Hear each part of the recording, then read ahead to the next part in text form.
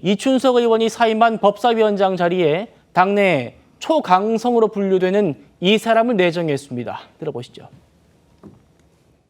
특별하고 비상한 상황인 만큼 일반적인 상임위원장 선발 방식에서 벗어나서 검찰개혁과 관련해서 가장 노련하고 그리고 검찰개혁을 이끌 수 있는 추미애 의원께 위원장직을 맡아달라고 요청했습니다. 가장 노련한 사람, 검찰개혁을 가장 잘 이끌 사람, 추미애라는 겁니다. 당장 국민의힘에서는 쓰레기차를 피했더니 X차가 오는 격이다, 이렇게 지금 경계를 하는 모습입니다. 하지만 민주당이 이런 초강수가 오히려 보수 재건의 기회가 될 거다, 땡큐다, 이런 주장도 있습니다. 들어보시죠.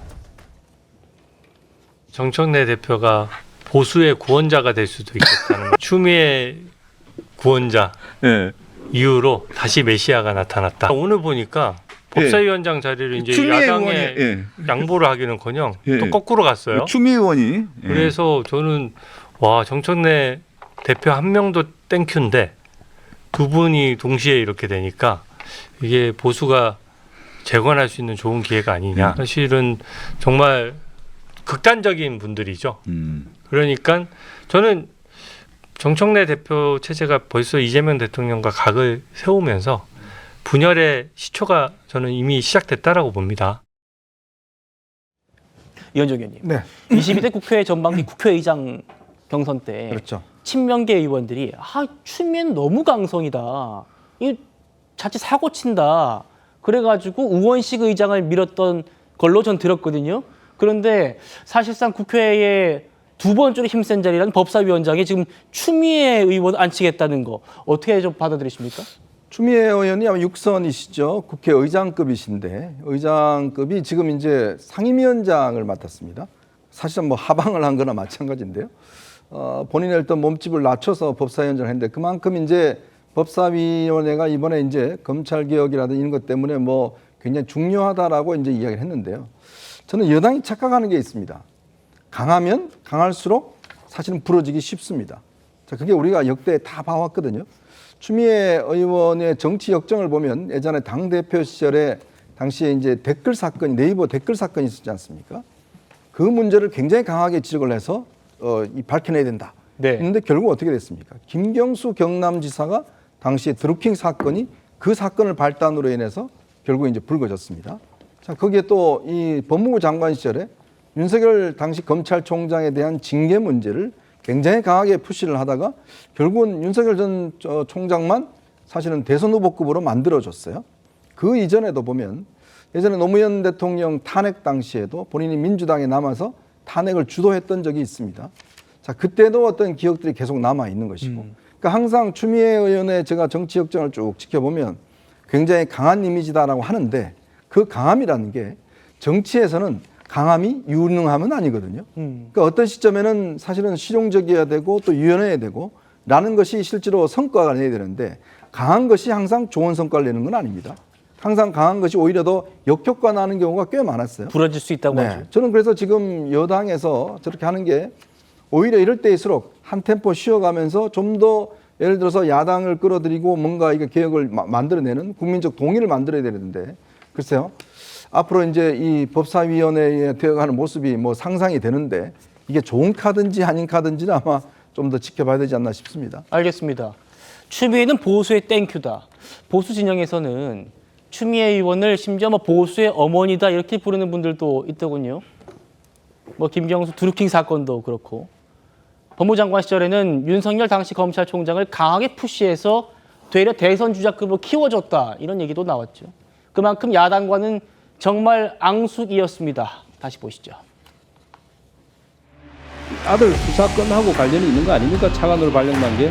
소설을 쓰신 국회의원들이 지금 물어보는데 지금 장관이 그 자리에 앉아서 소설을 쓰고 있네. 질문도 같은 질문을 하세요. 장관님 발언 자료 다 뒤져봐도 수명자라는 말 쓴 적이 없더라고요. 그런데 법전에 있다니까요. 아니 장관님 발언 자료 말이야. 예? 말씀하신 거. 그런데 그래서 어쨌다는 겁니까? 그렇게 품위 없게 말씀하지 마세요. 품위가 이 정도면 있는 거죠. 검찰 개혁이 제대로 되었더라면 저 또한 이 국회에 안 돌아갔을 수도 있습니다. 민주당이 집권하게 되면요, 국민의힘에 네. 대해서 위헌정당 해산 심판도 본격적으로 추진할 것으로 보시는 거예요? 민주당이라기보다는 예. 아마 그런 여론이 있지 않을까 싶습니다. 지금 하는 행태를 보면. 예. 나경원 의원이 이렇게 말해요. 추미애 장관의 행태는 무소불위 여당이 마음대로였다. 그게 문재인 정권의 몰락의 시작이었다. 추미애 법사위원장 카드 같은 국민과의 전쟁 선포 즉시 중단하라. 조기현 위원장님. 국민과의 전쟁 선포다 추미애 법사위원장은 어떻게 말씀 주실까요? 지금 뭐 국민과의 전쟁 선포라고까지 할 문제인가 싶고요.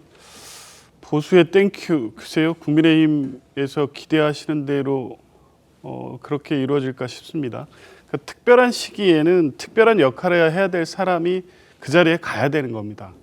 그러니까 국민의힘이 지금 정청래 대표에 대해서도 대표로 선출된 것이 아마 이 정치 상황에 본인들에게 유리하다 이렇게 판단하시는 것 같은데, 지난 1년 동안 법사위 위원장 자리에 대해서 국민들이 저런 식으로 국회 운영하면 비판할 거라고 했지만 속수무책으로 당하셨잖아요. 그리고 실제 그렇게 만들어낸 여러 가지 성과들이 비상계엄 내란으로 촉발된 여러 위기 상황을 돌파해냈고, 이제 그런 것에 대한 평가가 당내 또 국민들로부터 이루어진 결과가 당대표 선출이었습니다.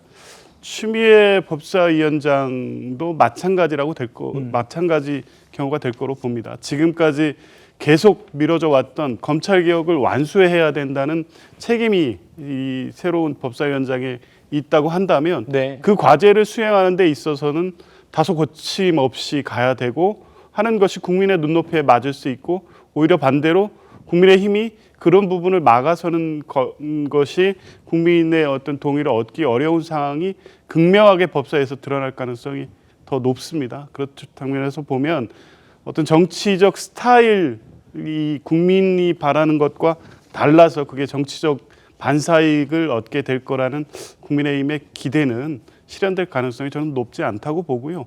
오히려 법사위나 민주당의 이 강력한 개혁 드라이브, 이 부분에 대해서 명분을 갖고 막지 않으면 법사위든 아니면 국회 전반 운영에서든 국민으로부터 더 외면받게 될 것이다, 이런 말씀 드립니다. 음.